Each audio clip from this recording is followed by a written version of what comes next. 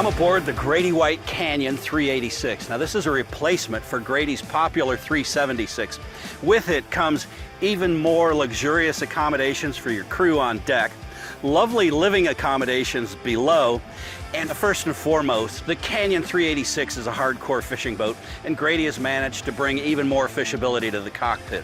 None of that would be any fun, though, if it weren't for the performance that's brought by triple Yamaha 450 outboard motors and the CV2 hull. I'm Randy Vance. Why don't you come on aboard with me right now and let me show you how Grady did all this. Now, Yamaha's 450 XTOs are the most powerful outboards they build, and they really showed their stuff on this boat. We got 60 miles per hour at top end speed, and with a 410-gallon fuel capacity, 90% of that fuel took us 370 miles in range. That's great fishing range for any fishing boat. Now, Grady-White's CV2 hull gives this boat a super sharp stem, and that's to carve waves. That sharp dead rise carries through to midships where it starts to flare out, and you get a broader dead rise that gives you great stability while you're trolling or at rest bottom fishing. Now, when you come to the Helm station, you'll see that we've got power steering that's integrated into those motors. We've also got Helm Master joystick controls, and that's standard with this boat, along with the super smooth electronic throttle and shift.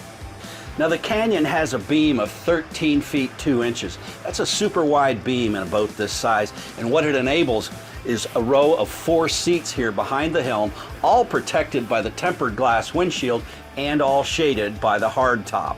Now, all 4 seats are equipped with a flip-up bolster and armrests that fold away. There's also footrests down below for optimal comfort, and the seats adjust fore and aft. Now, with a beam of over 13 feet, you've got an enormous fighting cockpit, and this boat is full of features that are going to make fishing so much easier for you. On the port and starboard, you've got 2 large live wells. They're 35 gallons each. In the center, you've got a large fish box or a cooler. It's got a standard cool plate in it, so you don't have to fill it with ice. Everything's going to stay cold without it. Now, aft of the leaning post, you'll find that you've got this rigging area that also doubles as a summer kitchen. At the center of our station, we've got an optional Kenyon grill.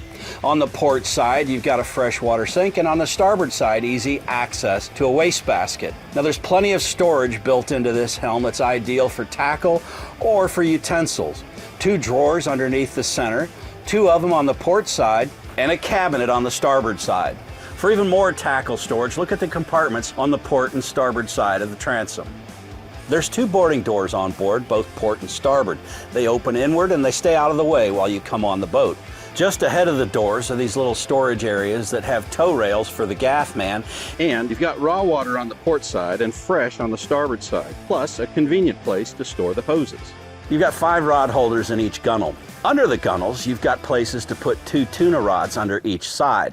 You've got 6 rod holders in the hardtop and another 6 in the leaning post.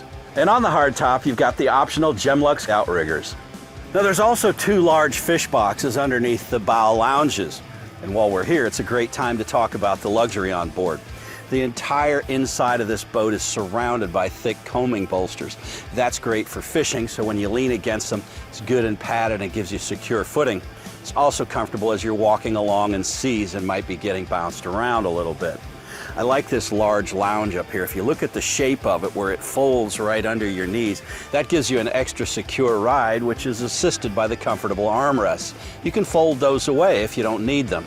Now, the bow lounges have a neat little trick here. Tap a button, and this part of the lounge folds up, and it gives you a forward reclining lounge. And while we're on the subject of luxury, let's talk about the accommodations in the cabin below. Now, one of my favorite features about the cabin below is the spacious entry protected by the helm and the hardtop and the windshield. It's only 3 steps to the sole below. You've got over 6 feet of headroom once you get down there. There's a double berth with a cocktail table that completes the berth or gives you a place for dining. I like the fact that you've got a TV down below, a refrigerator, a microwave, and as you step down, your control panel is easily accessible on the port side.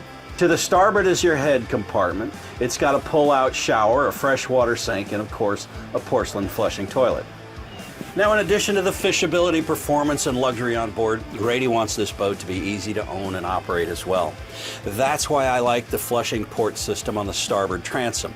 You can hook the hose up to first one, then two, then three engines, and flush them all as easy as can be.